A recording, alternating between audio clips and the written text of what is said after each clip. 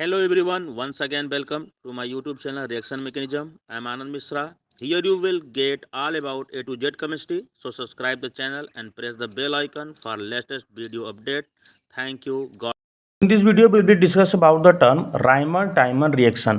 Aromatic electrophilic substitution reaction में most important नेमली reaction में आता है रायमन-टाइमन रिएक्शन। ठीक है, इस वीडियो में हम लोग रायमन-टाइमन रिएक्शन होता क्या है और मेनली हम फोकस करेंगे कि उसका मैकेनिज्म क्या है। ठीक है, अगर आप किसी भी रिएक्शन का मैकेनिज्म जानते हैं तो आप नो डाउट उसके प्रोडक्ट को फॉर्मेशन आप कर लेते हैं। ठीक है, तो ग्रेजुएशन लेवल या फिर अगर आप पीजी लेवल में हैं तो आपको मैकेनिज्म इसके अच्छे से आने चाहिए। Let start the रायमन-टाइमन reaction.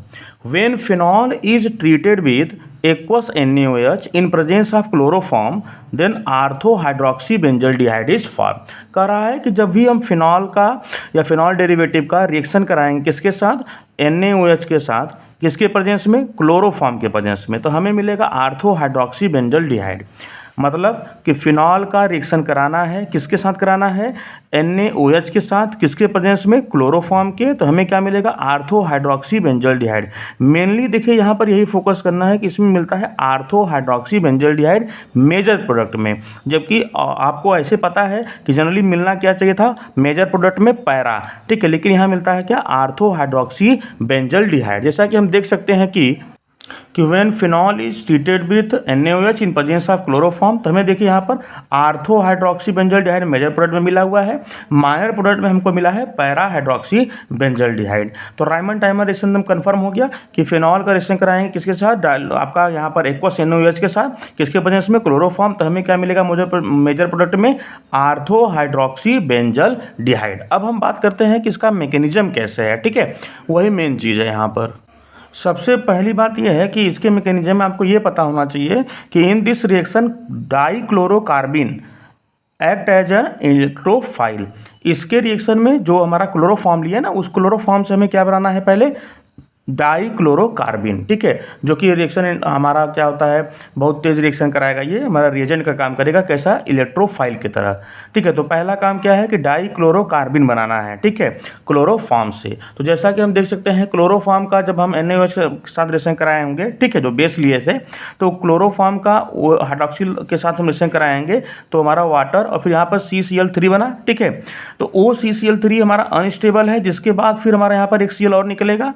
ठीक है, Cl माइनस के साथ, तो हमें मिला क्या यहाँ पर, डाइक्लोरोकार्बिन। अभी क्या था, यहाँ पर डाइक्लोरोकार्बिन था, वो हमारा किस में बदल गया, ट्राइक्लोरो से डाइक्लोरोकार्बिन में। तो पहला हमारा क्या है यहाँ पर कि डाइक्लोरोकार्बिन हमें बनना है, इसीलिए क्लोरोफॉर्म की प्रेजेंसी अनिवार्य है। ठीक है, अगर क्लोरोफॉर्म नहीं है तो हमारा यहाँ पर एल्डिहाइड नहीं बनेगा। ठीक है, उसके बारे में बात कर लेंगे, पहले यहाँ पर हम इस पर फोकस कर लेते हैं कि डाइक्लोरोकार्बिन यहाँ पर कंपलसरी है और वो क्या है, इलेक्ट्रोफाइल। याद रखना, यहाँ पर डाइक्लोरोकार्बिन ही इलेक्ट्रोफाइल की तरह काम कर रहा है। ठीक है, अब क्या होता है आगे की, ऑब्वियसली हम जानते हैं कि जब फिनॉल का हम रिएक्शन कराएंगे, ठीक है, किसी बेस के साथ, जैसे मान लीजिए यहाँ पर सोडियम हाइड्रोक्साइड है, तो हमारा क्या बनता, हमारा मतलब सोडियम फिनॉक्साइड बनता। हमने यहाँ पर क्या लिया है, बेस इंडिकेट किया हुआ है, ये यहाँ पर रिएक्शन करेगा तो वाटर रिमूव होगा। जब वाटर रिमूव होगा तो ऑब्वियसली यहाँ पर हमारा क्या बन जाएगा, ये, ठीक है, फिनॉक्साइड बन जाएगा।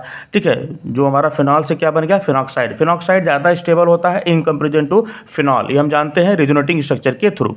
अब जो हमारे पास फिनॉक्साइड बन गया, ठीक है, अब उसका रिएक्शन कराएंगे किसके साथ, हम लोग डाइक्लोरोकार्बिन के। तो देखो डाइक्लोरोकार्बिन, अब अगर हम इसका मैकेनिज्म समझने की कोशिश करें तो देखो होगा क्या, ये हमारा रेजोनेटिंग स्ट्रक्चर बनाएंगे तो ये हमारा यहाँ पर आएगा। ठीक है, और ये जो कार्बिन है उसके साथ ये अटैक करेगा। ठीक है, इसमें कोई इशू नहीं है, ये समझ में आया कि ये यहाँ पर हमारा आ जाएगा और ये अटैक करेगा इलेक्ट्रॉन यहाँ पर। ठीक है, हमारा किसके साथ, डाइक्लोरोकार्बिन के साथ। तो डाइक्लोरोकार्बिन जाके यहाँ पर अटैच हो जाएगा। ऑब्वियसली हम जानते हैं कि हर जगह क्या होता है, हाइड्रोजन है, यहाँ पर हमारा वो है, तो यहाँ पर हाइड्रोजन ऑलरेडी हमारे पास है। अब डाइक्लोरोकार्बिन यहाँ पर हमारा क्या है, CCl2 जाके यहाँ पर अटैच हो जाएगा। CCl अटैच हो जाएगा तो यहाँ पर जो हमारा कार्बिन में डबल बॉन्ड हमारा लोन पेयर ऑफ इलेक्ट्रॉन है, वो लोन पेयर इलेक्ट्रॉन हमारा यहाँ पर क्या है, माइनस में हमने फोकस किया। ठीक है, यहाँ पर हमारा चार्ज के फॉर्म में दिखाया। अब फिर हम जब इसका रिएक्शन कराएंगे, हाइड्रोलिसिस कराएंगे इसका, तो बेस के फॉर्म में यहाँ पर निकलेगा, OH निकल जाएगा बाहर। जब हम इसका हाइड्रोलिसिस कराएंगे वो कैसे निकलेगा, आप जानते हैं कि यहाँ CCl2 है, ठीक है। और हमारा यहाँ पर क्या है, हाइड्रोलिसिस करा रहे हैं। जब हाइड्रोलिसिस कराएंगे तो ऑब्वियसली यहाँ से जो हमारा ये माइनस है, ठीक है, ये H2O को तोड़ो, H2O को जब तोड़ोगे आप तो H प्लस और OH माइनस निकलेगा, वह H प्लस जाके इसके साथ जुड़ जाएगा। ठीक है, बात समझ रहे हो कि नहीं, H प्लस जाके इसके साथ जुड़ जाएगा क्योंकि यहाँ पर माइनस है। ठीक है, H प्लस यहाँ पर जुड़ गया और OH माइनस अलग हो जाएगा। तो अब हमारा H आके यहाँ पर जुड़ गया, देखो यहाँ पर हमारा जुड़ गया H, ठीक है, C के साथ। ठीक है, और ये जैसे था वैसे ही है, डबल बॉन्ड जैसे है वैसे था, यहाँ पर हमारा डबल बॉन्ड जैसे है वैसे ही है। बस यहाँ पर हाइड्रोलिसिस करने के बाद जो हाइड्रोलिसिस में वाटर में H प्लस था वो आके जहाँ क्या जुड़ गया, यहाँ पर CCl2 के साथ जुड़ गया और बनाया क्या हमारा CHCl2। ठीक है, बात यहाँ पर समझ में आई। ठीक है, अब जब ये हमारा फॉर्मेशन हो गया, ठीक है, कौन सा, CHCl2 का। ठीक है, तो अब CHCl2 का फिर से हम यहाँ पर H प्लस को निकालते हैं। ठीक है, किसको निकालते हैं, H प्लस को। ठीक है, ये बॉन्ड अगर हम ऐसे तोड़ दें और ये तो फिर हमारा इधर ऐसे चला जाएगा।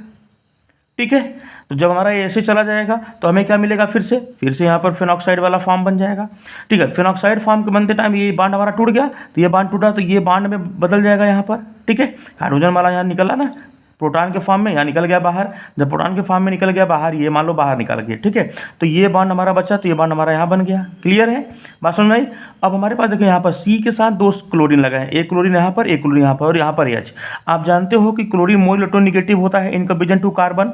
तो इन कंपेरिजन टू कार्बन जब एक मोर इलेक्ट्रोनिगेटिव है तो ये अगर हम मान लो ऐसे तोड़ें इसको बाहर कर दिए। ठीक है, किसके क्यों तोड़ रहे हैं ये भी बात कर लें। जब हम इसका बेस के प्रेजेंस में रिएक्शन करा रहे हैं, मतलब OH के साथ रिएक्शन करा रहे हैं माइनस के साथ, तो हमारा यहाँ पर न्यूक्लियोफिलिक सब्स्टिट्यूशन रिएक्शन होगा। कौन होगा, न्यूक्लियोफिलिक सब्स्टिट्यूशन रिएक्शन होगा। मतलब OH जाके यहाँ पर अटैक करेगा। मान लो हमने यहाँ पर अटैक कराया, ठीक है, और यहाँ पर हमने जब अटैक कराया C के साथ अटैच हो जाएगा क्योंकि ये Cl निकल जाएगा बाहर। जब ये Cl एक Cl निकल गया बाहर और यहाँ पर OH आ जाके अटैक किया किसके साथ, C के साथ। तो देखो C के साथ कौन अटैच हुआ, O और H।